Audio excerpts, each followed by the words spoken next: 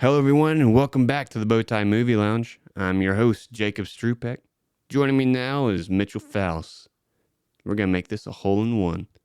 Going to be all in the hips. Happy Gilmore coming up.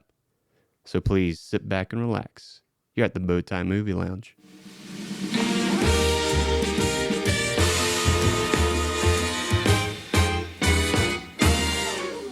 All right. Happy Gilmore. Classic. I don't know. The way I pictured it earlier, it's like it's a face on the Mount Rushmore of comedy. What do you say? I absolutely couldn't agree anymore, man. It is an iconic comedy movie.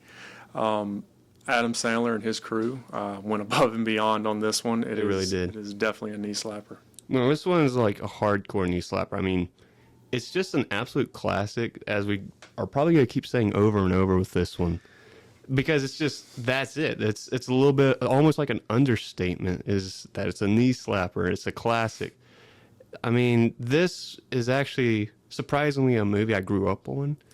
Even as a little kid, it was just too funny to where my parents even looked past, this is a little vulgar. Mm-hmm. But we're gonna let you watch it anyway. I love it. See, that's kind of how it went down with us too. It came out in, I believe, '96. Yep. So I was 9 years old, and I remember watching it for the first time in theaters. Whoa, and really? Yes, man. Wait, so hold on. What was that like? What was it like for you to be within that and to be part of the birth of Happy Gilmore? Man, let me tell you, that to me was the birth of Adam Sandler. When I got to see that in theaters and I got to hear the raw comedy come from him, it opened my eyes to the comedy world. At 9 years old, I realized this guy is hilarious. Yeah. He's genuine, and it just changed my life in the world of comedy. Well, yeah, I mean, you mentioned this is Adam Sandler raw. He's a pretty raw guy. I mean, his sense of humor it's Adam Sandler, because there's really no one else like him. That's a lot of comedians though, but you're kind of seeing very generic comedians these days. I feel like the only ones that do stick out are the ones that are John Mulaney. I mean, I love him. Yeah. But what I'm saying is they're set apart. There's no Roger Dangerfield. There's no Belushi. There's no Farley. Who's the other one? The guy that yells. Oh, my favorite. Well, but I can't think. Sam Kinison. Oh, Kinison. Oh, that's he's another one, man. Look, that whole genre, that whole class, man. They've changed the game altogether, because you see some comedians now. They go out there and it's like they have one niche and that's all they can do. That's it. That's the only thing that you can tie them to. You hear people say, Adam Sandler's, most current movies, oh, they're all the same. But that's what I like about it, because it's him. Right. Right. He will play a serious role. He'll also play a drama. But comedy, no one's better in my opinion. Right. And I think people just don't understand Sandler's sense of humor anymore. There are times where you're watching, you are cringing a little bit, but that's there's that cringe in you is also endearing towards it. It's he's endearing. So you're letting that through. Yeah. I mean, that's how I feel about it, so let's kind of back up. Right before this, there was Billy Madison. Oh. Talk about a classic. So I could talk all day about Billy Madison. So you, Mitch, by the way, never dropped your name here. This is Mitch, a good friend of mine. Mm-hmm. So you're gonna have to come back. We're gonna have to talk some serious Billy Madison. Hey, we're talking comedy. I'm here all day. That's my life. Oh, let's do it. No, yeah, it does fit with you pretty well, honestly. No, Billy Madison it was right before Happy Gilmore. Year before. Yeah, but I watched Happy Gilmore first. That was my first experience with Adam Sandler. Oh, really? And then I went later on and watched Billy Madison and just had tears in my eyes. And that was it. He's a legend, and I'm serious when I say I am a true die-hard Adam Sandler fan. I mean, look, you think I would have spent hundreds on this jersey for nothing? Well, yeah, hold on. How much did you actually spend on that? This was about $125, $130. Okay, so you're wearing the actual Boston Bruins Man, It has Gilmore on the back. it has Gilmore on the back. This I didn't is even the notice jersey. that. Yeah, That's man. the jersey, man. I love it. My wife and I were actually Adam Sandler, and she was a referee, That's awesome. a hockey ref for Man, Halloween. you didn't knock her out, did you? No. She played it. She had a full neck collar, and it was like she was man. injured too. It was. You're better than me. Yes, he's the only player in the history of NHL to take his skate off and try to cut someone. I love. It's like, yeah. He's like I spent most of my time in the penalty box. He has his way of like talking with it, and like it just the way he delivers it is perfect. Best part of that when he was doing the tryout scene in the beginning is when he goes to do the slap shot and he misses and hits the glass, and he goes, "Is that goal regulation size or what?" I have said that in every sport where there's a net, a goal, anything.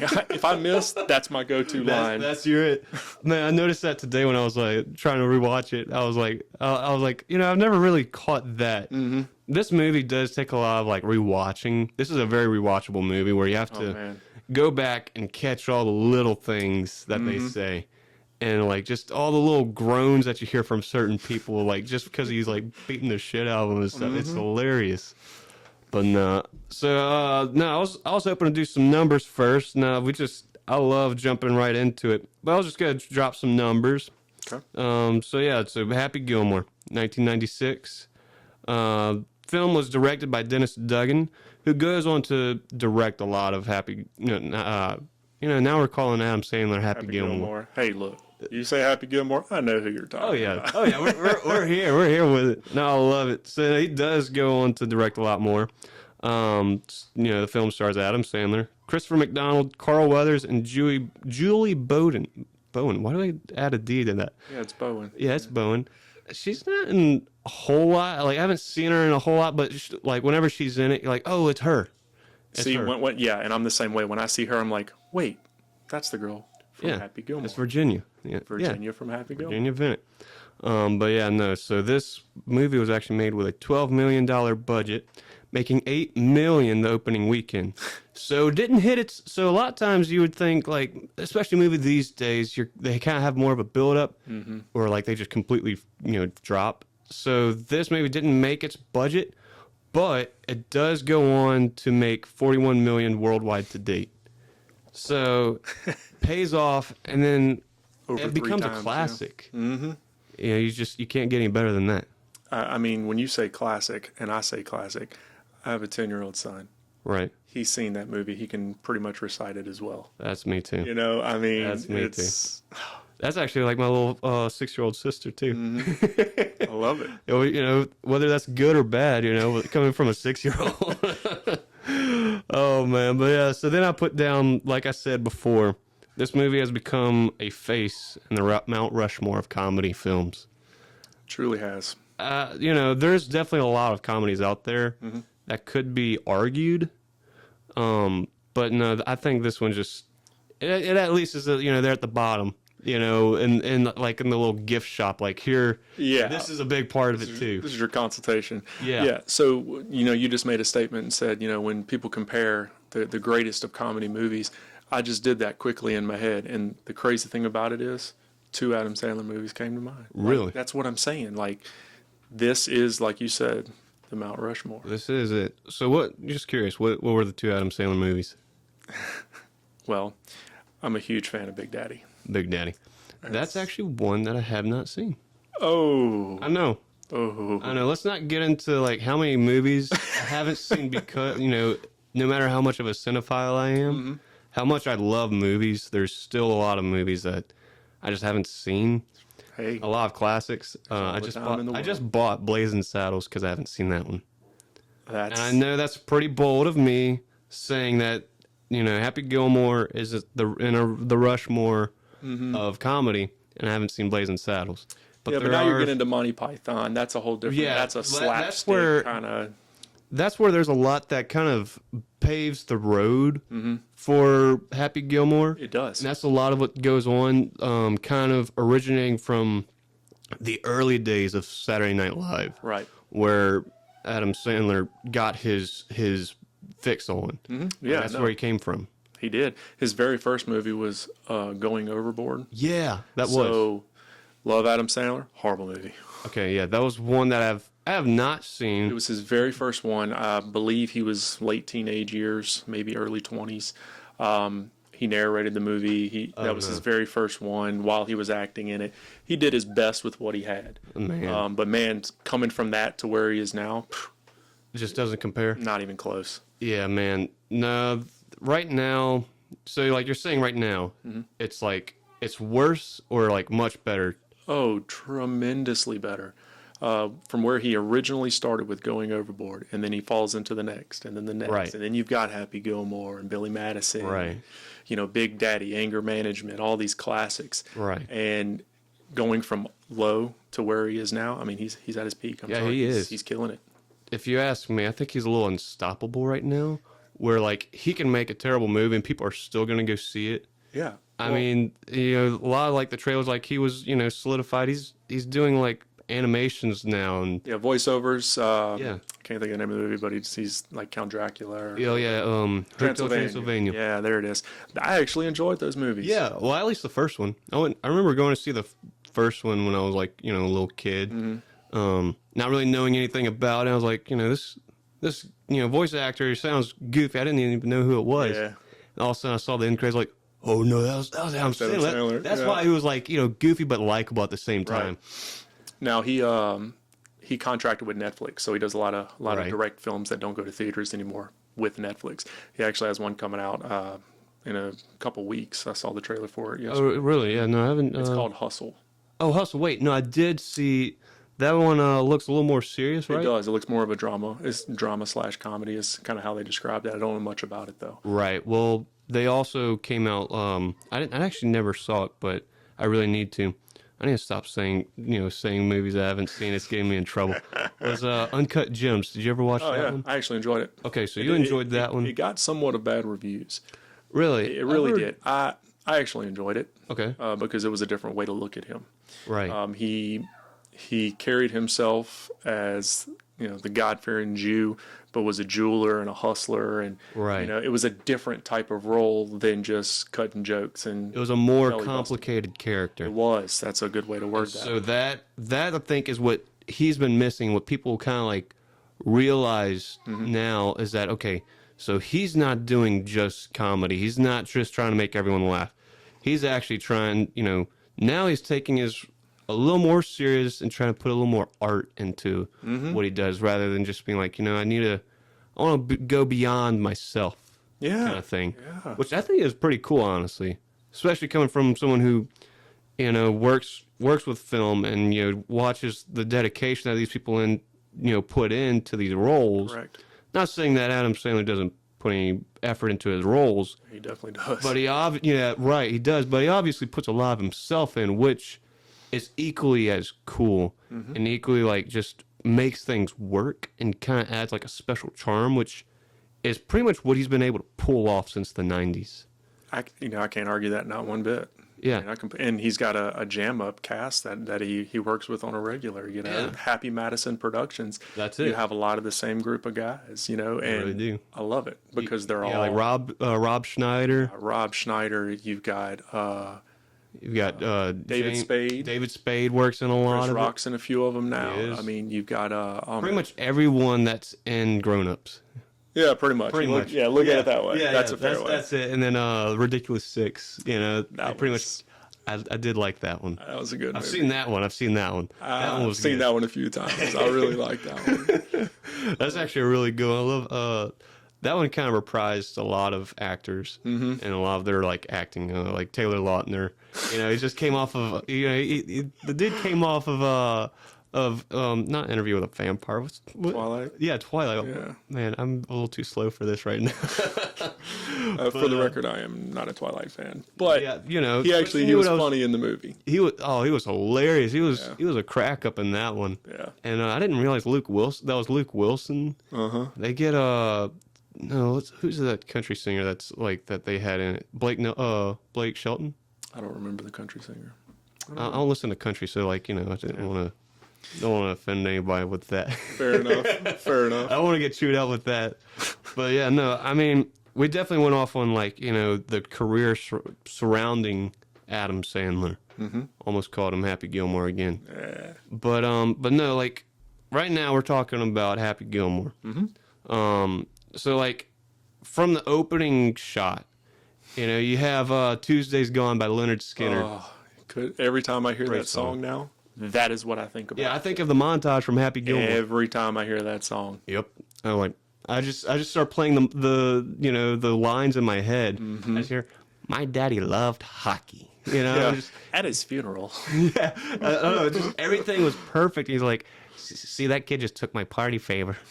So he's like, but I usually come around, And then he's going through his jobs, and he's got like the cone when he's working construction, and then he's got the mop handle when he's a janitor. He's like, I was a janitor, road worker, and a plumber. Just goes through all of them, and it's just like But perfect. I knew I always wanted to be a hockey player. And that's a great cut, by the way. Yeah. Like whenever they go, he's like, I always wanted to play hockey. And it just goes straight into him, like beating the crap out of some dude, sliding into the wall. Yeah, he's like, don't you ever touch my puck. I think that's another aspect to this movie that's very important is the way he yells. Like we were talking earlier, like whenever he he's like, we're talking about the regulation size. Yeah. Like, damn it. Just So, and something I don't know if you're aware of, in a lot of Adam Sandler's films, sports references to specific teams. Bruins, that's his favorite hockey team. Oh, I mean, that makes sense. Guess what? And Big Daddy, I don't know if you've seen that one or not. No. I had to do it again.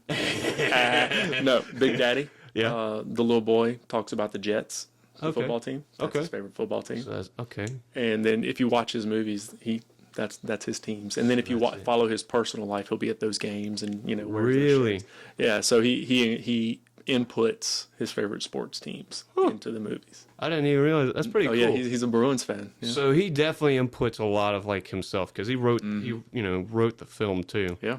So he definitely has a lot of like say on like this character. And one thing I usually say have tidbits for later, but like this whole character Happy was based off of a kid that he grew up with, who is now teaching hockey. It was just a kid that played was a dedicated hockey player. Yeah. Just happened to go golfing with Adam Sandler and his dad. That's it. And so what exactly like you're saying is he puts a lot of himself in the film too, into the story. Yeah, and people don't realize that, and that's where I think the rawness comes from, because he knows the tidbits that are in this movie that are personal to him. Right, and like he can't fake it too. Yeah, no, it's him. And I mean that's fantastic. It is. That's the way to do it, man. But yeah, no, like I didn't really follow. I didn't write down like following with the story. So we're going to have to kind of come up with this on the fly, like what goes on with the story. But I think that'll be pretty easy to do because like you were mentioning earlier, like we can just, like you can just recite the whole movie. Oh, yeah. Like I know I'm kind of able to as long as I can get into a good flow. Yeah. Like, yeah, hey, no, he says, public relations lady, have you seen Shooter? Like, yeah. You're like, yeah, I just want to beat the shit out of him, just goes through everything, Ninth hole at 9, huh? Yeah. You're like, yeah, how'd you know? So it's perfect. One of my favorite parts about that is, talking about reciting, is when he's in the bar room and he breaks the beer bottle. And oh yeah. Then she walks in and he goes, "What the hell's going on?" And he goes, "Oh, I was just looking for the other end of this bottle. Well, there's a piece. There's a piece over there." That's one of my favorite scenes. I mean, if we're gonna, I mentioned this to you earlier on the side where I was like, okay, so once we get to the topic, favorite quotes, that's gonna be the entirety of this whole podcast, pretty much. But let's save our thunder there, Chief. Let's save it. You got it. But yeah, no. So we were on the opening montage, and it just out of nowhere, his dad dies. Which is I think pretty hilarious. And like his mom moved away to Egypt. He's like, where there's not a hockey rink within 100 miles, and or no, 1,000 miles, was what he said. You know why I said that? You know why I said Egypt? What? He's a Jewish. Right, yeah. Egypt. Yeah, that makes a lot more sense. That's why. Yeah. So like, I didn't know where you're going with, but I was like, okay. Put it all together. Thank you for making me make that connection. Man, I love it. Now, this is why I do this, is so I can make better connections with the movie. Read into things that like I overlook. I love, but no, I do love. I remember like that was one thing, is like he puts a lot of Judaism into it too, because that's him. No, I love it. But so with the opening, he moves in with his grandma. She's Gene Simmons from Kiss. Yes. And I love it. And like you see the mask, you're like, okay, this is gonna be some cool grandma. Yeah. But then it's the quaintest, nicest old white lady who lives out in New Jersey. Like it's this lady. Mm-hmm. I love it. And he's like, she did it to cheer me up, and she is the nicest lady on earth. Yep. And so then it goes, into like, the pretty much laying down the plot of the film, where we have, his grandmother loses his house, and he's a nobody. Just broke up with his girlfriend. He keeps saying died. I guess because he just doesn't want to admit that she broke up with him because he's a nobody. And then so you're thinking like, okay, how is this guy gonna rack in $270,000? Yeah, to pay the back taxes. The back taxes on this. Yep. And then she's already, struggling, obviously. Feebles, yeah. She's got more than that, the back taxes to probably worry about. Now he's gonna have to worry about something else. Yeah, that's true. So I mean, little did he know he was gonna be getting into the pro tour of golfing. Oh yeah. And a sport he was really dissing on hard with those two movers, which was awesome. Yes. Yeah, Will Sosa was one of the movers. Yeah, I really like him. Yeah, Will was started off on Mad TV, which was the opposition of Saturday Night Live. Yeah, that's right. And then he kind of floated around, but that's another hilarious man too. I really like him. Let's see, I was trying to think of what all I've seen him in. I definitely should have gone to IMDb and looked at it. Yeah, but I was like it was more of a game with myself. But the only thing I can think of, and did you see the Farley Brothers, Three Stooges?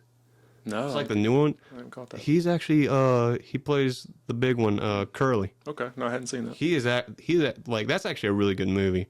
Oh, it didn't do well with critics, but Will Sasso's in that one. And he is really good. I really like what he does in that one. Okay, I'll check it out. No, you definitely should. That's actually one movie I've seen that you should check out. You got me on one. I said, here. Okay, well, there we go. This will be a little game we can play. I'm with it. I like it. So, yeah. So, but then he's approached by Apollo Creed. Yes. Oh, man. Chubbs, Carl man. Weather. With the one hand. With the one hand. Oh. I got that bastard's eyes out. You see?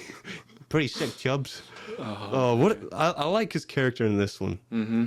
And I actually looked him up today. That's one person I didn't want to play a game with. Just kind of like looking up a little bit more because I wanted to see who he played football for. Because he actually played professional football for British Columbian Lions. I didn't know that.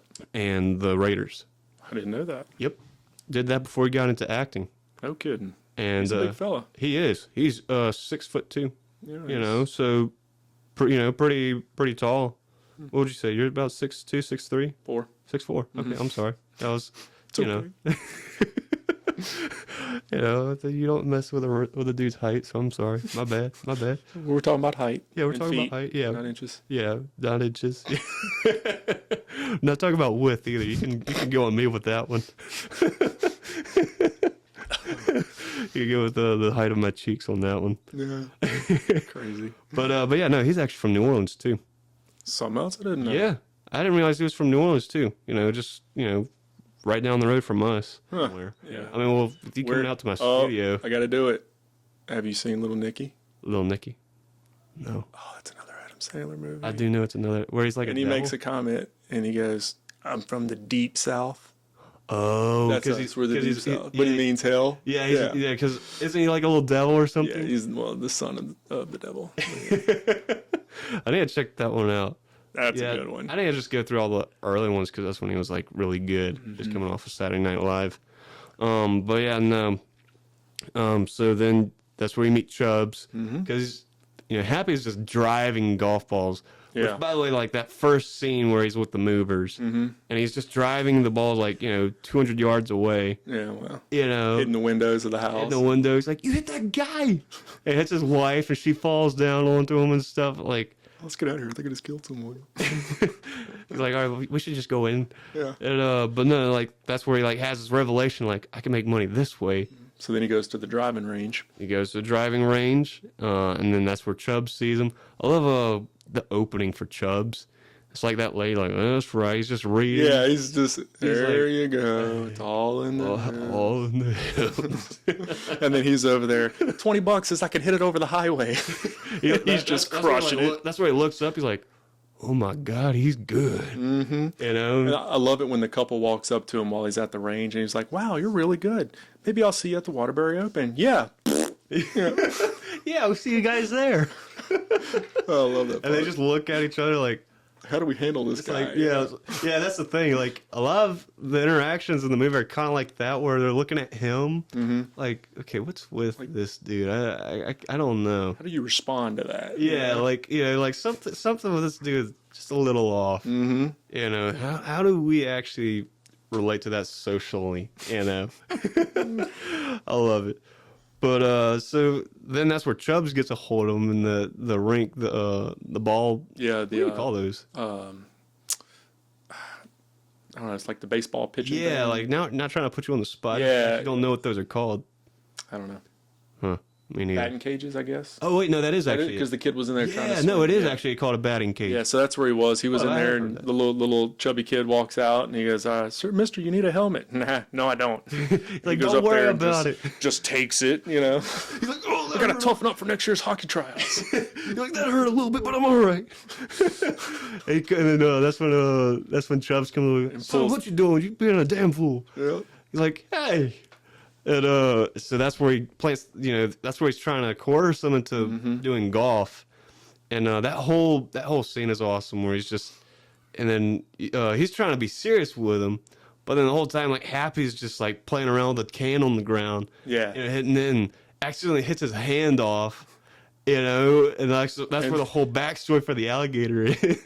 Real sturdy, made of wood. Yeah, real story. I love that. Truck rolls right over it. And then the truck comes over. It's like, that's one of those kind of cheesy, corny moments where you're like, that's funny. You can't help but to not laugh. But you can't help but to laugh. Yeah. I don't even know how to say that. But no, I love that introduction, and you're kind of sensing a good friendship blossoming there. Mm-hmm. It's true. Yeah, you could tell whenever he said, "I thought you were wanted to be one of the pros, kind of make the big bucks." And that's what where he said. stops. And he stops his car and is like, "Really?" Yeah, Chubbs, what kind of big bucks? Yeah. And then it cuts to him being there. Yep. I like all the cuts in this. Oh yeah, I do too. Because then the next cut is him and Chubbs standing side by side as he's standing behind other golfers, and he goes, "Geez, if I wore pants like that, I'd kick my own ass." And then like, kind of focuses in on the dude. You're like, yeah, he's not wrong there. Yeah. And he's there wearing his jersey and some old blue sweats with his work boots on, and he don't give a crap. He's just like, his Timberlands are unlaced and stuff. He's just walking around. Knowing he's out of his element, but doesn't care. Yeah. I love it. I like that character, and that's kind of what they're kind of like the takeaway from this movie is like, there are a lot of people who are just out of their element, but they're unappreciated for the wrong things type thing. That's true. So I guess that's kind of what they're like going for with this. Yeah, and don't be scared to try new things. You might actually be good at other things and not know it. Right. There's a few takeaways you can actually get from this movie. It's got a positive spin on it, even though it's meant to be funny. Right. You can look at the serious side of it. I agree. And that's one thing I do like about this one, and especially compared to a lot of other Sandler movies, at least the ones that I've seen. This is the one that actually feels like it has more of a story, rather than just throwing Sandler onto a stage or something, just like, do whatever you do. We're just gonna hope to catch something and think it's funny. Yeah. Whereas that seems to work. They have like a loose story usually. But this is the one where it actually feels like an actual story. Mm-hmm. And that's what I liked about this one, especially growing up. After seeing like Billy Madison and Mr. Deeds, Mr. Deeds just wasn't as funny at all as I think. That one was kind of weak. I thought it was okay. I mean, It was all right. It was an average one, I think. Yeah, it was just okay. But no, that's what I liked about this one is that it actually has heart. Mm-hmm. It actually has something where it feels like people went into this caring about it. I guess it plays a lot with how much Sandler poured into it. Sure. And so that's what I like about this one. Yeah. So I don't know if, where you stand on that one. Yeah, I agree. Like we talked about earlier, he put so much of his life into these films and we don't realize it. Right. And, for him to put himself out there, the backstory of the grandmother losing her house, there is a follow-out backstory to that. Yeah. I'm not going to throw his business out there, but if you do some research on Adam Sandler, there's things like that actually resonate with him. Now, I don't know if the whole golf thing was just on the whim, something he decided, hey, this would be fun, let's try this. But he is a diehard true hockey fan, too. Yeah. So I see how he can kind of put them together. Right. On that, apparently he and his dad used to, golf and stuff. And you know what I read? And, according to IMDb. Sure. But Sandler is actually a terrible hockey player and golfer. Yeah. Yeah. Loves to watch it. Cannot play for nothing. He just can't do it.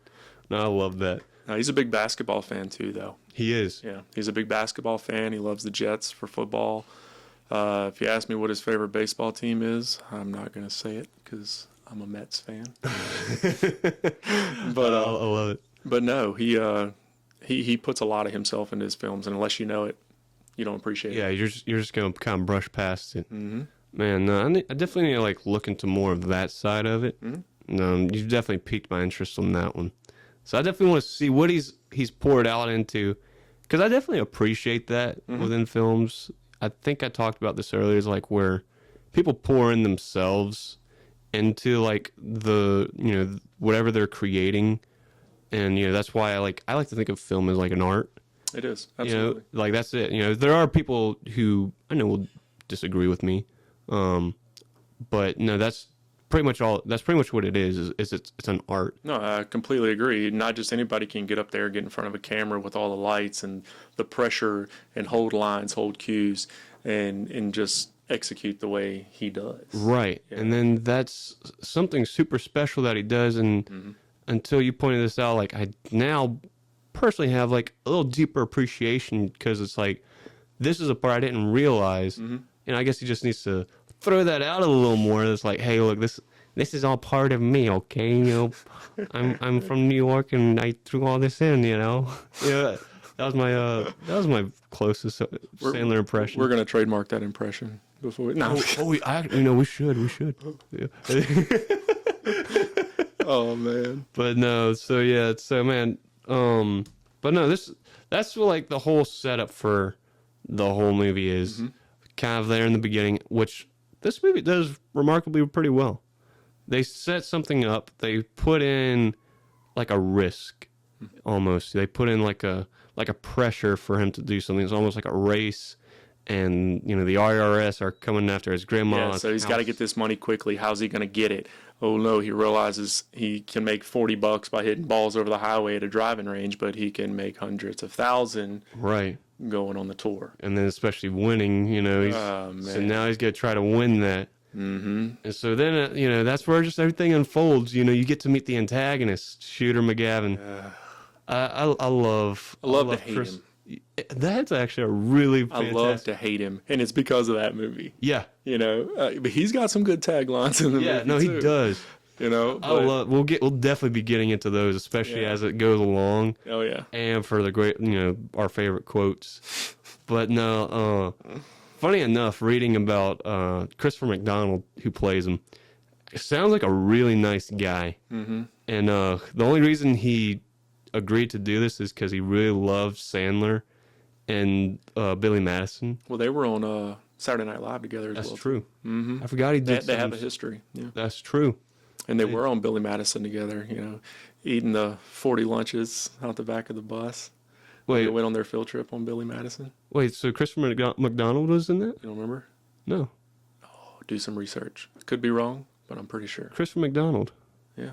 Huh. I thought it was someone else. It was, you remember, you know who the bus driver was? Yeah, Chris Farley.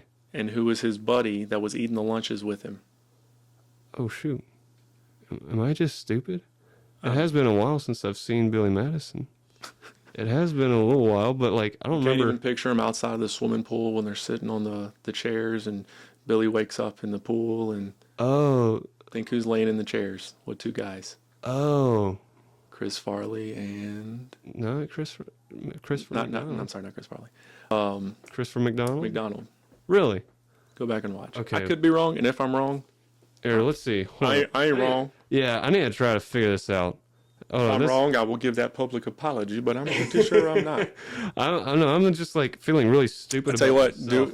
do IMDb and Yeah, then I'm run him gonna- in there, and I bet he comes up under Billy Madison. Yeah, no, I'm just like really, I'm just kind of blown away because he apparently just like enjoyed Adam Sandler's work in Billy Madison Really? and was like, I would like to work with him, and so he went in. That's how that came about?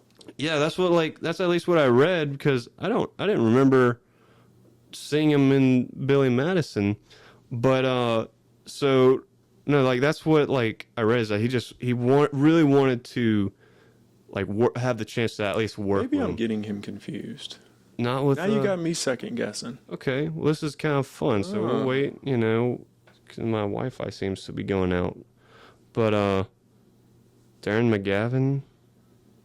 No, I don't see it. And I don't see him in here. I'll be looking through. There's Christopher Kelk. No, It's not him. I don't see him. I don't know. Hey, look, Huh? I've been wrong once or twice. No, I'm not. I wasn't trying to shoot you down or No, anything. no. It was just more like, hold on, I feel like I'm going crazy. I need something. Oh, that's fair. So, but going back to what you were talking about, he said that he liked the way he did Billy Madison. He wanted to be a part of it. Is that what Right. you're saying? That is exactly what happened. Okay. And even after this, he's like, no, I really love. So, he didn't want to play an antagonist because he had been playing an antagonist, in quite a few things. Yeah. There was shoot, what was? I think he was in Grease 2, right? Man, dude, it's been so No, long since he I've seen was any in of the Grease 2. I have no idea. And so he was in that, and so he was done being typecasted as an antagonist, but he read the script of this and was like, this is hilarious, this is genius.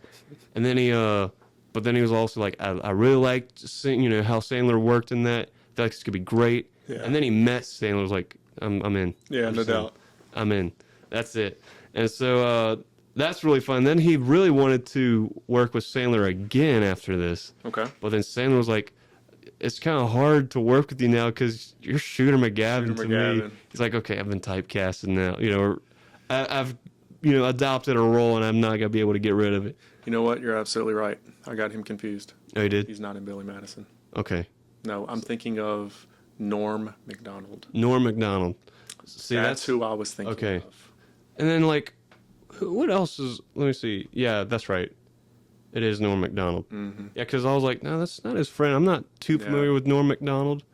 Like, what else is he in? He's, dude, I couldn't tell Let you. me see if it'll work. But no, I definitely had him confused. You're right. Yeah, no, it's all good. It's all good. I was just trying to make sure I wasn't going crazy. Nah. Like I said, I've been wrong once or twice. It's all good. So, yeah, dirty work. Yeah. Mm-hmm. Okay. Cool. So he's like in a bunch of different little stuff, it seems like. Sure. But yeah, so, he's out there battling up against Shooter McGavin, who is getting agitated because the attention is now off of him and Right. over on Happy. And he's trying to battle, gaining the respect of the crowd, Back. the respect of his peers, the Right. other players, and trying to beat Happy in the process. And Happy is not even trying and has just pulled everything and all the attention towards him, and it's eating him up. just being, Happy's just being himself. And then I like how they play that kind of almost real-time, person who's just very egotistical and Yes. is very selfish. And so you get that, more or less heightened in an antagonist. Yeah, he had like this sense of entitlement, like when he says, when Happy says, "Hey, well, where's your jacket?" your gold jacket. He goes, oh, I should be getting mine. What this year? 3 weeks. 3 weeks now. That's You know, what it is. 3 months, fellas. That sense of entitlement, you know, and it's just he was he played the role well. He did, and I like all of his face. You know, he brought out emotion into it, a lot of it, where you know, that same line, like, here, where's yours? You could tell, like, hit him. He's like, huh, yeah, that's funny, right? Yeah, he's trying to like shake it off and trying to show it's not bothering him. He's like, yeah, you're a funny guy, right? Yeah, and Happy's just being genuine. He's asking, oh, well, where's your jacket? Like, you could tell when he asked it, he wasn't trying to be a butthole about it. Yeah, he really was just like, well, where's yours? Yeah, you know, and typical narcissist. You know, he played the role very well. He really did, and it is kind of hard to picture him in any other role, but I have seen him in other roles. He was in a movie about the Mount Everest movie. It was like a TV movie, I think, Into Thin Air, and man, he did really good in that. A movie you won't hear a lot about. You know, it was just like, I just happened to catch it one time. It was like real old. I think it was even the year I was born. Came out. But I watched it, and he did at one point, like, he was just bringing a really good performances. So that was one time where I was like, let me go back and watch Happy Gilmore just to be like, so he can be a great actor who's not a bad guy, right? And not Shooter McGavin. Yeah. And now I'm like, he was really good with acting too. In my eyes, he'll always be Shooter. That's true. Like, even when buddies of mine, we play golf. You know, if you slice the ball and sling it off to the side, oh, way to go, Shooter. You spend more time in the sand than David Hasselhoff. You know? That's it. And a lot of times, like, his little trademark, like, you know, like, I'll do that sometimes when I get it, you know, or like the bull ride, one of those. Oh, yeah. Oh, jeez. Yeah, that's where things start picking up, and he realizes, like, okay, Happy may not be on the tour for much longer because of how he's acting, you know. Tried to get him kicked off the tour. That fell through, didn't work, and tried to intimidate him by hiring someone to hit him with a car. Yeah, no. Holy crap. I love that dude. Shoot, why did that dude's name? I need to try to bring it back. I love it. I love his tagline in the movie. Yeah, wait, which one were you talking about? Talking about the guy he hired. Yeah. With the car. So which tagline? You will not make this shot. Yeah, jackass. Yeah, that's how did I forget that one? That is one of my favorites. I love that. He's like, yeah, I'm trying too hard to think about it, but I can't even remember it. But I love that dude. I'm trying to like picture his name, picture up what else he was in, and also his name. But no, that was great. And then you have Richard Keitel in it, who plays Mr. Larson. Like, Mr. Gilmore. Like, oh, God. He's like, please don't be afraid, Mr. Gilmore. And it's Jaws from, like, the original James Bond. And it's just perfect. And I'd seen him in some other stuff before. I love it when when he's telling Shooter, Mr. Gilmore made it to the green in 3 shots. He goes, oh, I'm glad you can count. Oh, my God. Oh, yeah. He's like, and then he's like, and you can count on me meeting you in the parking lot. I love that. Holy crap. That's a huge man. He is. It's like, that's why I thought he was just being funny when I was little, but like, oh, wait, no. That's a big man. That probably is why we're all self-conscious about how tall we are, just because, like, the effect we saw it had on Shooter McGavin with... Because he, like, looks up in the way they did the camera scene, like, it pans so far up like he's a giant. Oh, man, that was so cool. That really was well done. Yeah, they did a really good job. They sold his height off really well in that. And still had the nail. The nail comes out next week. Yeah, it comes out next. Yeah, you can hardly see it. I like how he's like, how's the thing? Oh no, what a great exchange there. But yeah, so like just a lot, very character rich. This movie, full of like minor characters who just either are in or out. Yeah. And like you've seen enough of them, like you're like, okay, they did good. I liked that. Right. They weren't a major role, but they were pretty significant. Yeah, I can't argue that. But no, I really like that. And so, and then we kind of skipped over the love interest part of it. You can't do an Adam Sandler movie without having a love interest, or like some sort of thing that he has, like some sort of chick. Oh yeah. especially early. Brings her to the hockey rink, and what? Friends listen to "Endless Love in the Dark." All the lights go dim. The Zamboni driver. It's really spooky in here. Oh man! And then he makes a bet with her that if she makes the shot, she's got to give him a juicy kiss and pretend to like it. Oh yeah, That's he's hilarious. like, you gotta pretend to like it. And then she makes the shot. Yeah, he's like, oh wow. And then she does something pretty smooth. She's like, I didn't see it go in. You're like, oh, Happy got him some. There we go. Yeah, because she kept telling him, I don't date golfers. He was like, that's good because I'm a hockey player. Yeah, and then you could tell he was really trying to flirt up a storm. Oh with her. yeah, absolutely. And you're like, I could see it working and see it not working, but somehow he just still has that Sandler charm with it. Yeah. Yeah. I wonder if that's how he would flirt in real life. I don't know. Well, he better not be flirting. He got him a wife. He does, but like Plays in his movies. If that's how he got like his wife now, That's a good question. like what, well, I'll have to get him on sometime. Whenever Sandler comes on here, eventually, hopefully, Yeah, I got him on speed dial, so I'll just give him a ring. Yeah, okay, you call him up right now, Yeah, us Jews stick together, so we all got like one number, Oh wait, is that how it works? So it's like ESPN. Yeah, kind of like that one Key and Peele where like Jew powers activate. See us normal European white people do not have that. I wish we do, but once he comes on one time, you'll be on. We'll have to ask him if that's how he got his wife. You got a deal. There we go. But no, that's where that aspect. So like you're slowly but surely building a Sandler movie. Mm-hmm. You've got the main story. You've got a antagonist pretty well planned and delivered, and you have like the love story side of it, and then we have Chubbs. The kind of mentor. Sometimes he'll have like a mentor figure, just kind of like usually it's a pretty strong one whenever he does like anger management. Same, yeah. Jack Nicholson. And then Carl Weathers, I really like his character and his performance as Chubbs Peterson. Yeah, that's it. And I really like his, how the way he did it with this one too. But no. So then he winds up falling out a window. He kicks the can. But no. I wanted to talk about the little putt-putt scene where they go mini golfing. Oh, you're gonna die, clown! Does the voice of the clown, do you? It's Sandler. Really? Yeah. Yeah, the little... That's funny. You can kind of hear the... Now I'm gonna have to listen to it now that you say that. But like, you can... at least I was able to like kind of picture the clown. Like, oh yeah, that's Sandler. That's awesome. I didn't know you did that. Even when I was reading it and I went back and watched, I was like, okay, yeah, that is...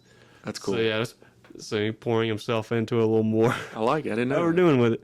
But no, then it kind of showed, because Chubbs kind of disappears for a little while, at least. He kind of disappears. You can see him like gluing his hand, and he's off touring, and he kills the alligator, and then you finally get them back together, because he had that one actor who's on Saturday Night Live. Shoot, what's his name? It just kind of makes the one, he's like, the guy that's like, you gotta be in circles, flows, carousel, up and down. He's like psycho.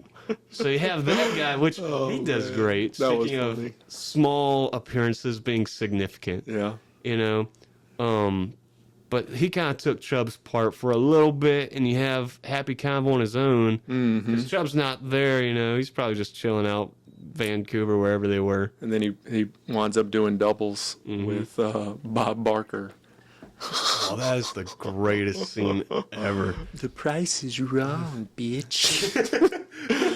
Love it. You're like, now the price is right, bitch. Oh, and they get into it. They did a follow-up clip years and years and years later. Really? Where Bob's in the hospital, and Adam shows up wearing his jersey, and they, he's like, "Oh, just making sure you're okay." He's like, "What? You here to finish me off?" And then they start fighting. That is awesome. Yeah. No, there's a lot, like, that's the first thing you see about, you just see a lot of Bob Barker, and looking for like little tidbits and stuff. apparently the only reason he was hesitant to join, but the only reason he did is he was like, okay, so I'm gonna be fighting Adam Sandler, and I'm gonna win. I'm in. No doubt. And then he came on, and they're like, all right, we got your stunt double. He's like, you got a stunt double? He like offended that they got a stunt double. He's like, no, I can fight, I can do it. No kidding. And so he's like, he was really reluctant on letting them get a stunt double, and so they're like, all right, go for it. And so they were doing it. What? Yeah, and then then later on when he was still hosting The Price is Right, Sandler came on and kind of advertised for the movie, and they were like, yeah, you were on, right? He's like, yeah. And so they played the clip of them fighting, and that's probably like what helped sell a lot of tickets and stuff. That's cool. I didn't know that. Yeah, no, pretty awesome there. But Bob Barker sounded like he had a lot of fun doing this movie. It's just, I think, like a lot of people in this did. Mm-hmm. It sounded like it was a pretty fun production. Yeah, man, just the different types of people that he pulled into this film. Bob Barker, who the hell would have ever thought Bob Barker would be fighting someone? Yeah. You don't think that. Right, who would be equivalent to that today? Like Steve Harvey fighting, Anybody? Andy Samberg? Well, nobody thought Will Smith was, The Genie? No, I said nobody thought Will Smith was going to slap Chris Rock. Yeah, that's true. Whether it was staged or not. Yeah, no one saw it. Who knows? And then no one would see that coming, too. Yeah. I don't know, that's true. But no, you think about, Steve Harvey's a perfect example. You would never think Steve Harvey would be in a film and fighting someone. You just when you picture him, you don't think that's what he does. So to have Bob Barker in this film do that, I thought was pretty clever. Yeah, you can't see Steve Harvey beating the crap out of Pete Davidson. Right? Yeah, no, that would be funny. That's a mashup. I would actually not mind seeing at all. Yeah, if it actually happens to happen in a film, he needs his royalty. Where's my royalty? Where would it be? Just saying, it happened here first. Just whenever it drops. Yeah. Thank you for having my back on that one too. But no, so yeah, we have Bob Barker on, and they duke it out. Oh yeah. And then they have the mini golf, and that's where after that is where Happy starts kind of emotionally declining. Yeah, he's putting more of his heart instead of his head into the game. Right. So now he knows what his end goal is, and it was originally just for the money, and then he made it a point. He goes, now my goal is to beat your ass. Yeah, and now that's what he told him. He has something more against Shooter. Yeah, because of what Shooter was doing. Right. And especially takes off whenever Shooter buys the house. That's actually a great scene. What? Like, that is a fantastic, I love the part where he's like, I eat little shits like you for breakfast. You eat pieces of shit for breakfast? He's like, no. No. He just walks away.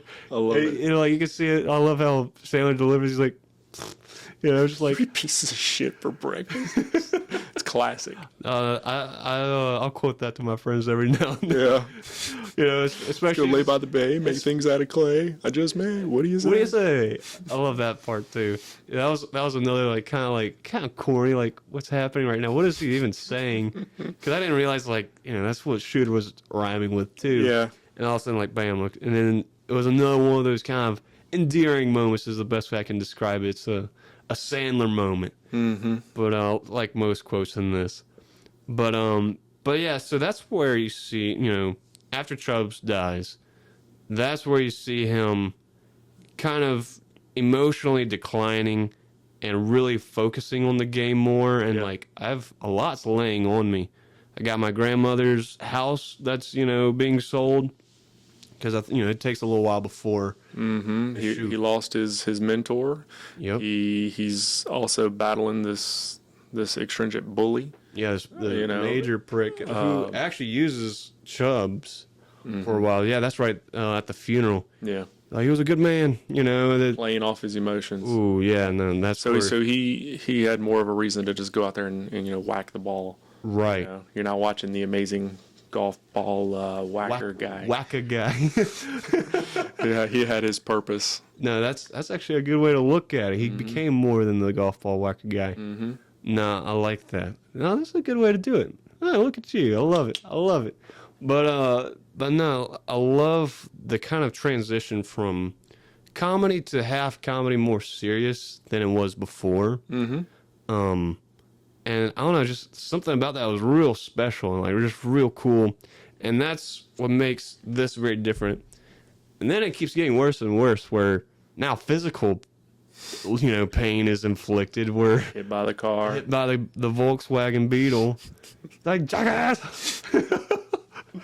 Yeah, they just like driving away, and like Volkswagen,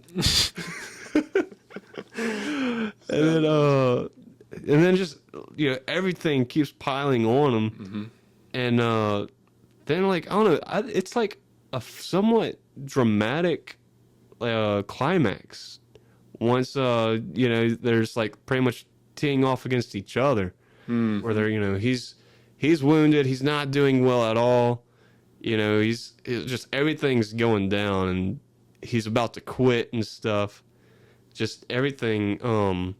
I don't know, it's like it's pretty much like a sports movie where like he's being brought down real low, Yeah. and then he's about to quit. He's over it. He's got to find his inspiration and fight back up. Yep. Yep. And so you can't really have a sports movie like that, and like this, unless you have that element. Yeah. And they played off that really well with this one. Mm-hmm. If you agree or not, that's what I believe. I 100% agree with you on that one. He did really, really good job of showing the heart and the emotion into building it back up. Yeah.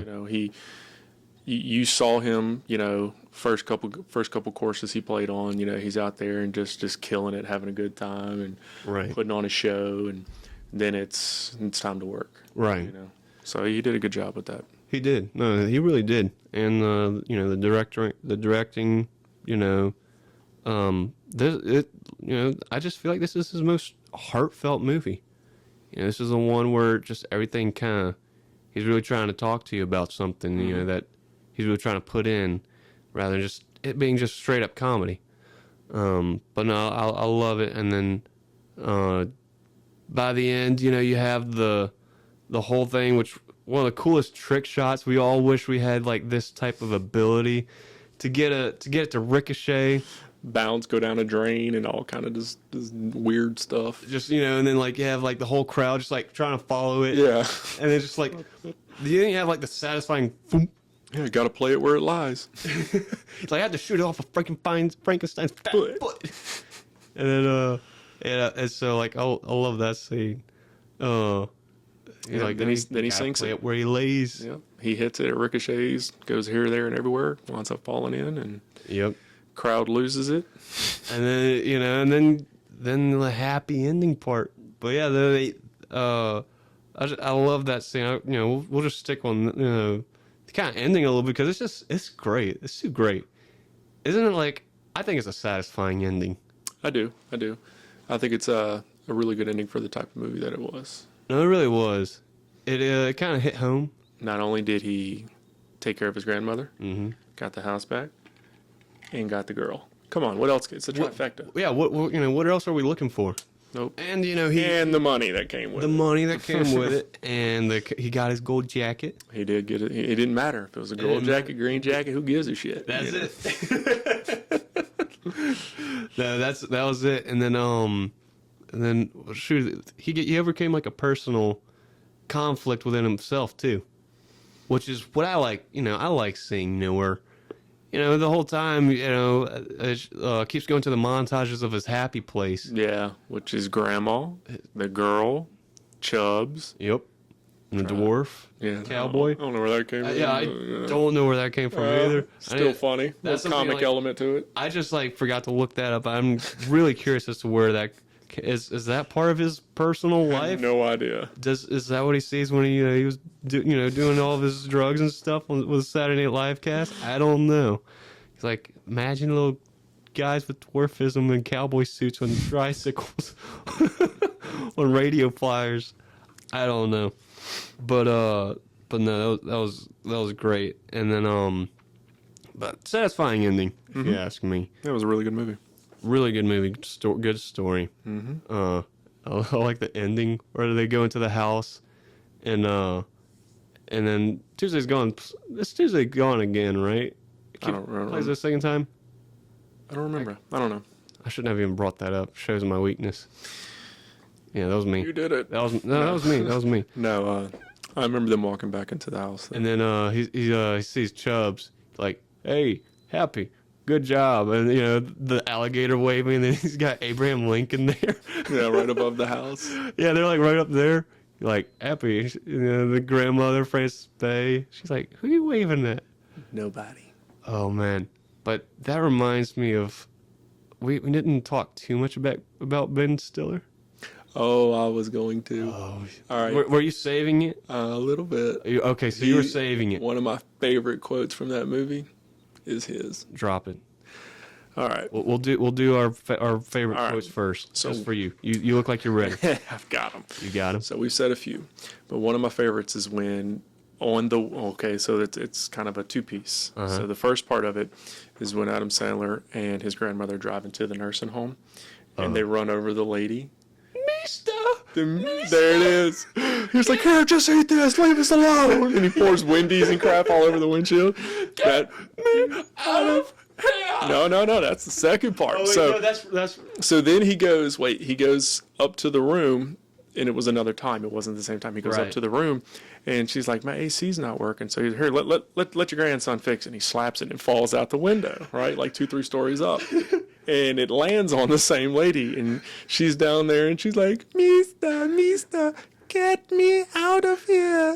And he goes, the Mister lady? Yeah, I think I just killed her. Yeah, I think I just killed her. So that's what runs out. That's one of my favorite. Oh, man. But the ultimate favorite one was Ben Stiller. You know how he was like the nursing home attendant. Yeah, whatever the they're orderly. called. Yeah, the orderly. Yeah. And she goes, can I trouble you for a glass of warm milk? And he goes, you could trouble me for a warm glass of shut the hell up. Look, classic. But then it falls into the next line of his when they cut back to their scene later on in the movie. And she goes, Mister, my fingers hurt. And he goes, your fingers hurt? Oh, well, now your back's going to hurt because you just got landscaping duty. You see the name tag? Yeah, you're in my world now, Grandma. Oh, look. Man. He comes out of nowhere, man. He comes out of nowhere. That is probably my absolute favorite scene. Oh, man, he's phenomenal in this. I love his work in this. Oh, I mean, it was great. That's probably my absolute favorite scene in the whole movie. I mean, he's uncredited too. Like, I don't think he really got paid. No, Well, look, so I know that I don't remember the name of the movie. It came out a year or two ago.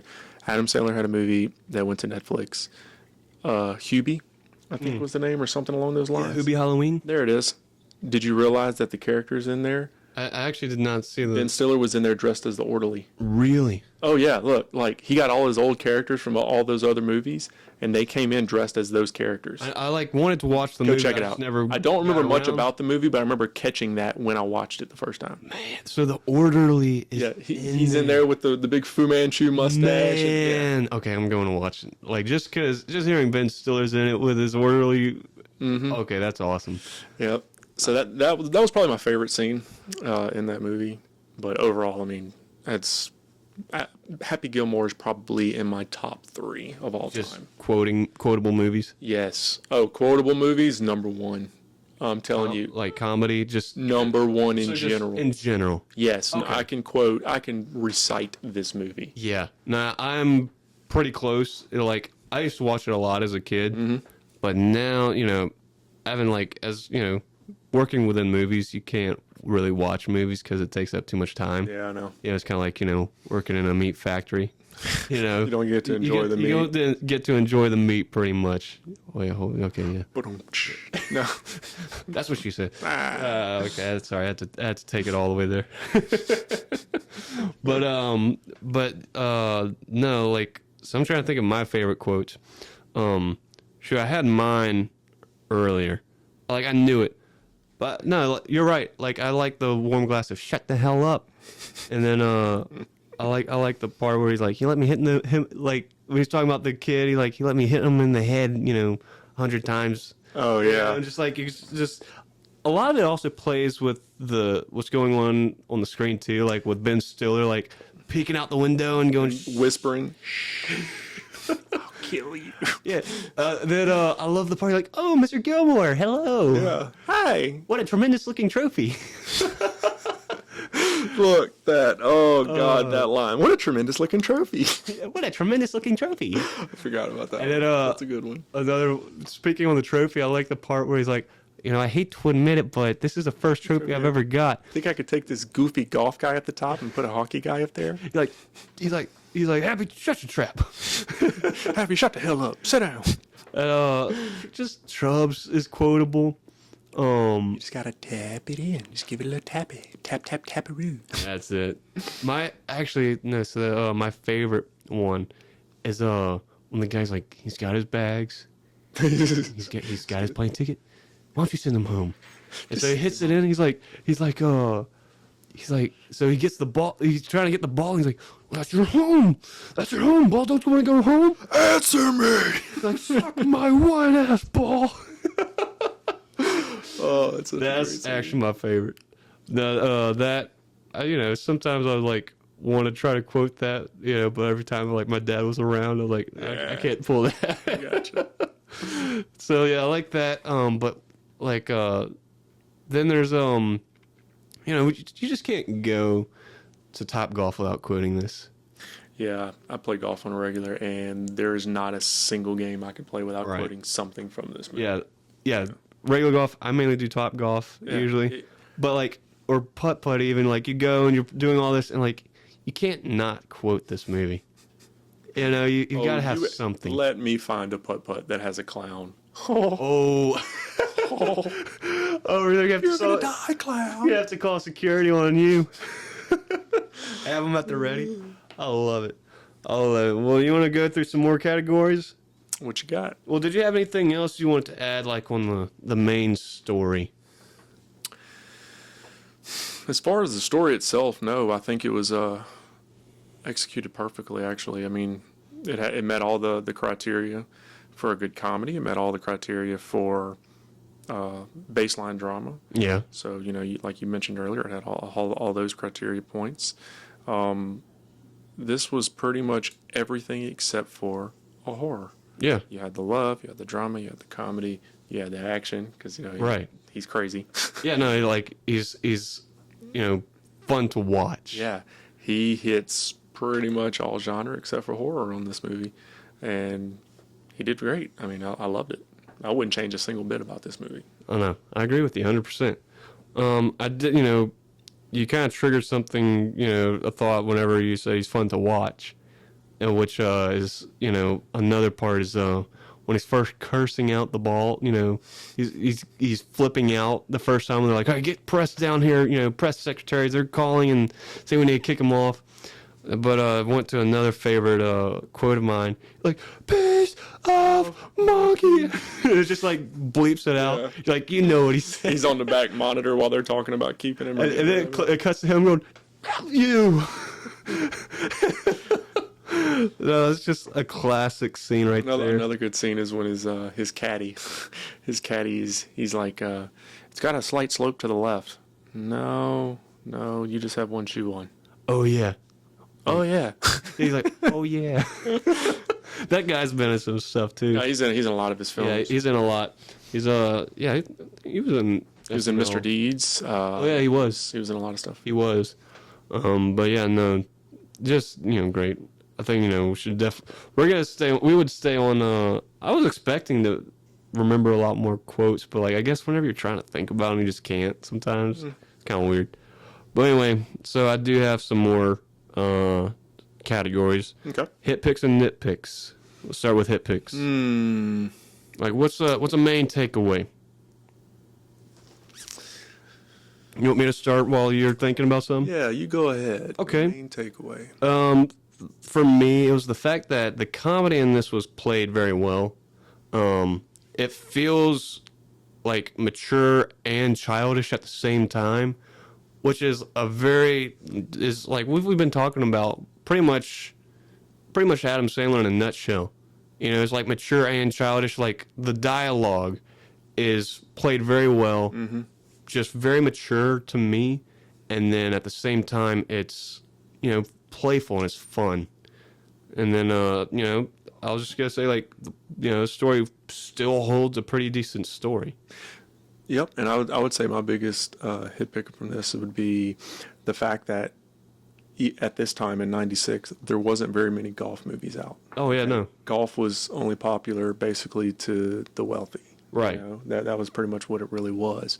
Yeah, you had just had And to have- Caddyshack. Yeah, well, you had Caddyshack, you had Tin Cup, you had Yeah, because Tin Cup came after, I'm pretty I don't sure. remember. It was in the same era. So Right. I'm not sure, but you know, there wasn't very many films relating to golf, and I Right. think the fact that he opened this up to multiple nations, you know, kids. I was, like I said, 9 years old when Right. it came out, and then you've got, you know, the 20-year-olds who are watching it for the first time back in '96. 30. Right. You got all these groups of people that are now like, I've got to go hit the ball like Happy did to see if I can do it. You know, it engages them into something that most people wouldn't normally dabble into. Right, exactly. So that's my biggest hit and takeaway from it. That, you know, just because you play one sport doesn't mean you can't go try something else. Exactly. You know. Huh. So yeah, so like especially elaborating on, you know, well, you're elaborating on what you said earlier about, you know, like that's pretty much the takeaway from this film. Mm-hmm. So yeah, I really like that. You know, that's something I really didn't realize. It was really like playing into is like, you know, this is just saying that, you know, you don't have limitations. Just Yeah. go try whatever. No, absolutely. Or like you may be surprised. Yeah. The hell what people think. Yeah, exactly. Have fun. Do you. Yeah. I love it. You know, or you kind of go against yourself sometimes because that's kind of what he's having. Yeah, to we're do. our own worst critics. That's it. And yeah, I love it. I love the way you put that too. Any nitpicks?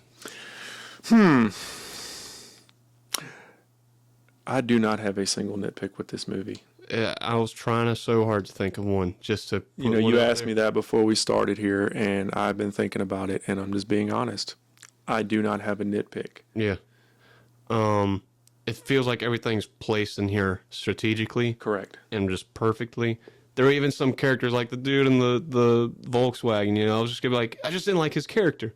But I was like, but wait a second, like you're supposed to not like his character. That's the point of it. It's like, yeah, like, so it would just be pretty weak of me. Like, I didn't like his character. Yeah. I felt like he was too annoying. It was like, that's what he was trying to be. That's exactly what he was supposed to do. Hmm? So,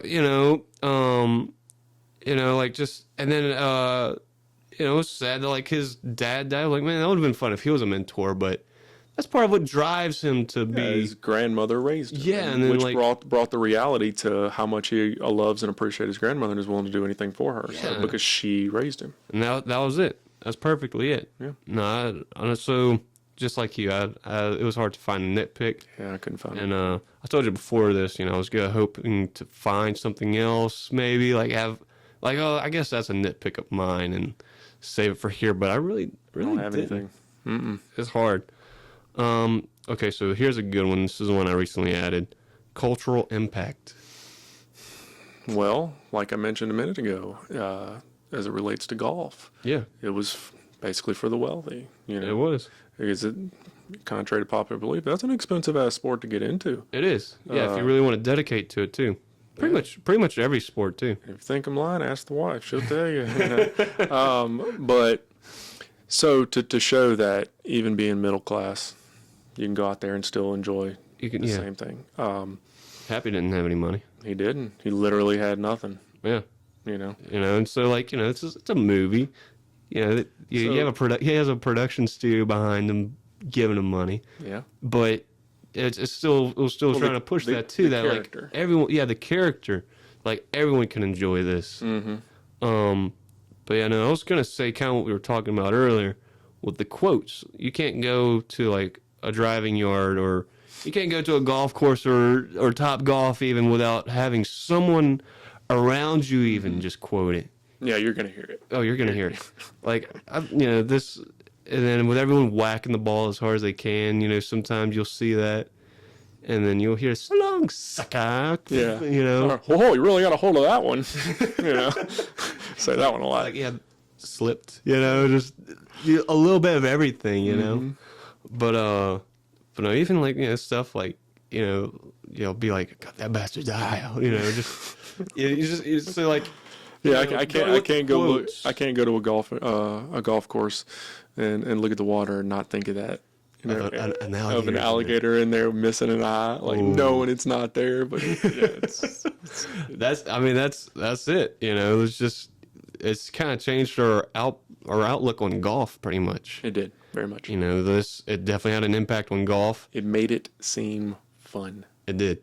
As a 9-10-year-old kid, you're like, golf looks boring, and then you watch this movie, and you're like, oh, I want to go play golf. Yeah. I want to go relieve some anger, I guess, doing this, just whacking the balls away, I guess that's it. Man, okay, so, like, I love kind of expanding that, that idea. Yeah. But that's awesome, man. Like I was telling you, like, I have some topics on here that I'm probably going to get rid of some of these, just kind of came up with some. But questions needing answers, I did come up with one, actually. Do you have any questions needing answers? Do I have any questions from the movie that I feel? Yeah, like within the story, within kind of, within the story, like, or kind of surrounding, I guess. I don't know. No, it's pretty much cut and dry. Okay. I knew what it was. Mine is, what happens to the mom? Like, his dad dies. Mom went to Egypt. She just went to Egypt. Was she that bad of a mom? Just left him? Left. Just orphaned him? Well, whose grandmother? I mean, whose mother is that? Yeah. His mom or his dad? That's true. That's true. His dad looked like he was of like maybe a different ethnicity. He was a little too dark for that to be his mom, unless his dad was just very dark. Not trying to, No, I know what you're saying. Playing the race game here or anything. We don't do that. But I don't know, man. It's a good question, though. So, mom goes to Egypt. He stays with grandmother. And there's just no questions about it. Huh. Yeah, that's it's just like a hand wave, I guess. Yeah. Like, okay, I guess the story's better without the mom. So it really seems like mom abandoning him. Yeah, just pretty sad. That's kind of plays into his anger and frustration even more. So we already that's a whole nother rabbit hole, yeah. Yeah, it is. That could really change the story there. Sure could. Just one little plot hole, I guess. Notable acting performances. We've hit them already. We have just Sandler doing what he does best. His whole crew, man. Yeah, and then let's see. Yeah, Joy Bowen. Mm-hmm. She did great as the interest. Frances Baven did great as the grandmother, and then I really liked Christopher McDonald. They all did their parts perfectly. I mentioned earlier where like even they had like really small roles, there were people in there who just brought it. Just for they had their time to shine. Mm-hmm. And everyone did great. Like, Richard Kiel, whatever. Oh, yeah. Mr. Larson. He did great. Yeah, fun fact about him, actually, I forgot. He was in a wreck, like, a few years before this film. So he messed up his knee, I think. But he definitely had head trauma. Where he lost his ability to balance. And messed up his equilibrium. Huh? Mm-hmm. Okay. So in the film, like, he's always leaning on something. No, that's true. Yeah. He's oddly like putting all of his weight on some dude, and it just looks a little like something's off there, and so that's why. So he really wanted to get into that. Well, he did a good job. No, I liked him. I never noticed. If you didn't know that backstory to it, you'd never know. Well, that was a little thing. He played football too. He was in the original Longest Yard. Yeah, I remember that. Yeah, which with Burt Reynolds. Yep. Classic. And then he comes back, and that other one, the new one with Adam Sandler. Mm-hmm. But yeah, so we already did favorite quotes. I don't even need to mention that before we go back into it. Right. Cinematography. This is basic. Yeah, we kind of touched on it earlier too, like when they were talking about Mr. Larson, how they kind of angled it up to make him seem larger than he was, right? And the way they kind of handled that, and no, I think they did a really good job. I don't have any negative take back from that. Yeah, when you go into thinking about it though, It was, so the way I would put it is it's generic. They're focusing more on the heart of the story rather. It's definitely by no means like trying to be a really artistic, flattering film, but they do have the scenes of like the golf ball You flying beat me through. to it. I was fixing to say that. Think about that. Yeah. Like really, really think about that. Like what technology did they have then to do that? Probably like some sort of drone, but they didn't Nope. have that back then. Okay. Yeah, no, they only had drones then, but it wasn't. Probably like a helicopter. I mean, No, to me, it would probably, and this is strictly a guess because I'm no cinematographer here or nothing, but it would seem like it's probably a green screen and they're just moving it so quickly. That's just my thoughts, but I can't tell. yeah, it's hard to I tell. don't know how they did it. It is hard to They tell. did a good job. No, they did do a pretty good job, and it would never take you out. It's like everything just flowed, all the shots lined up perfectly. It was great. Next topic is score and soundtrack. Soundtrack's amazing. Soundtrack Come on, is- man. yeah. Tuesday's gone. Come on. Tuesday's gone. You got you have Journey. You get You do. a little bit of Kiss in there. You get all the classic classic rock from from like an Adam Sandler film. Yeah, no, I have no negatives on the soundtrack. Soundtrack was really nice. It had to be expensive too. Probably had to pay the big bucks. To Oh, get yeah. it, You have to give all the give the credit where it's due. you have to give out those big checks that they have. Yeah, the big checks. big Let's take checks. one of those big ones. Yeah, I don't care. Give me one of those big ones. We're just gonna keep quoting this film, this movie until we're done with it. But yeah, this is probably one I'm gonna get rid of. It's always one that I thought was interesting, but it never lands. There's actually these last two. But story rewrites or inserts. Is there anything that you think would add to the movie, and then make it a little better, or would you take something out? Would you change something to make it flow or go a little better? Well, now that we have discussed Mom living in Egypt, I would like to have seen something more about Mom. Yeah. Maybe she finds out he's in the tournament, and then No. she's standing there rooting him on or something. I don't know. How about this? She pulls a dad from Waterboy. You can do it. Oh, He comes back like, hey, I saw your you on the mama." TV. it could be like Tiger Woods and his son. Oh man, that's it. We're in.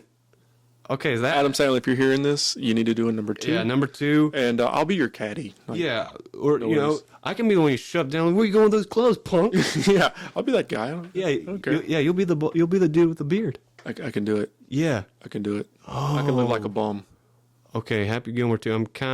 Sometimes I'm against sequels. Sequels? No. I don't know. You talk about sequels. I'm going to watch a sequel to a movie tomorrow, and it's got a lot of praise, so I'm hoping it's good. Gun. I'm going to watch that soon. Watch Maverick. I watched a sequel of Doctor Strange. We watched it. It was Yeah. good. I loved it. You did? Yeah. Okay, it was different. Yeah. I'm back So I'm and not forth. the best one to go over Marvel movies with. I'm a DC guy. DC guy. I'm Marvel. But yeah, that's fair. I'm a Marvel movie. So if you guy. wanted to talk Marvel, I'm not your guy. Yeah, we'll do it. We'll do some DCs. We'll do some DCs and we'll do some Marvels eventually down the road. Yeah, I'm no, hoping I I'm know in this I know a six, pretty man. good Marvel person. Oh really? Mm-hmm. Okay, we'll have to talk about that after. Yeah. Real quick, last topic, and then we'll close out with final recasting. And I can choose anyone, right? Anyone, just anyone from today, from the let's say even the '60s, even we Okay. can have fun with it. I've got it. Who? As much as I love Chubbs, Oh, I want to replace him. oh no, not Carl Weathers. Christopher Walken. Whoa. Okay. Let that sink in. Just picture it. You're doing it all wrong, my guy. You know? You need some more. Yeah, get more in. he could bust in I got a fever, and the only prescription is more cowbell. More cowbell. You know, he could He can really add he to could it, take he could have stepped in when Chubbs died to be like, hey, Chubbs was my friend, and he could have put him in there. to step in for the final few scenes. Yeah, I don't want to take Carl Weathers out. That's one, but he died. But He dies in it, so you can. So instead of so you taking can- him out, just have him come in his He can kind of step into his shoes as Yeah. a different like character, but the same person Yeah, to him. you get it. Oh, That would be cool. I do like Because he is an Adam Sandler. They're in movies together as is. They are. I do like Christopher. I mean, I'm also just a huge Christopher Walken fan, and you know we can have two Christophers on there. We can make it work. And we can like have fun with this, like even if we don't want to replace anyone. So like one third person I think would be Shooter McGavin, who could be a maybe better Shooter McGavin, maybe surprise us with like being a pretty decent antagonist in a Sandler film. Like so, that's just one character I feel like could really stick out, and like a lot of people could, as good as Christopher McDonald played him. You could get some better hitters in there. You could. Like, what if we got Sandler to play Shooter, and then maybe had like Pete Davidson play Happy? I would not like to see Pete Davidson play Happy. No, same. I would not. That was just like another If kind we're of SNL. yeah, Mike Myers. no, I don't think so either, man. He would overpower it. He would. But then I if- feel Mike Myers tries way too hard. He does. But like, my thought was if he actually tries to kind of keep it, if the director, you know, if Dennis Duggan or Doug, oh shoot, man, I'm fumbling there real hard. I'm just gonna stop trying. If you know they were like, okay, you're not gonna try as hard as Sandler. You gotta tone it down. I'm kind of limiting it to the world of SNL now. All right, roll of Let's try SNL. this. You can't do Will Ferrell. I'm trying to think of there too. I was just fixing to say that, but you're right. It's like it's kind of hard because he also does the same thing where he tries too hard. I'm trying to think of someone who does. Well, you but yeah, can't. Andy Samberg, another Andy Jew. They play in movies together. Ooh, They do. They play in That's My Boy. that's my boy. That's right. They do. He would be good at it too. Or another one. Like say if you had the sequel, Adam Sandler would be in the shooter role, and then Andy Oh. Samberg would be in Adam's role. Right. That That's would be actually kinda pretty cool. decent. Or Seth Rogen. Maybe. He could be a good antagonist. Yeah. And then Michael Cera. Nah. Nah, not on that role. Yeah, now I'm just kind of naming names. I'm not even trying anymore. I don't know. I don't know. It's That's hard. interesting. Though. That's a lot to ponder on. Yeah, That's- that is. Like, that takes a lot more than just doing it within the moment. So I'm probably just going to, yeah, so I say we just move on. So again, Adam, if you hear this, I'm available. Yeah. We want to be caddies. I do Absolutely. have a buddy who's a caddy in Wisconsin right now. A dude just paid him like $200 to drive him 100 yards on a golf cart. It's pretty lucrative. So I might quit and just life and become a caddy. So, It's not a bad gig. It's And not. It's, yeah. dang. You know, imagine being Tiger Woods caddy. Oh man, that would be crazy, man. That would be crazy. But yeah, no, I had a lot of fun doing this movie, man. Yeah, absolutely. I appreciate you having me on. This time, doing it with you was as fun as the movie. I think. Okay. You know, a little too, maybe a little overpraise right there. Yeah, I had a good time. You know, I had a good time. I'll never turn down free booze and entertainment. Oh, there we go. That's it. Yeah, But no, this was a fantastic film. absolutely. Just a good flick, as another dude would say. But definitely a pioneer for Sandler. Kind of set him in stone. I feel like he did that with Billy Madison, kind of coming off of Saturday Night Live.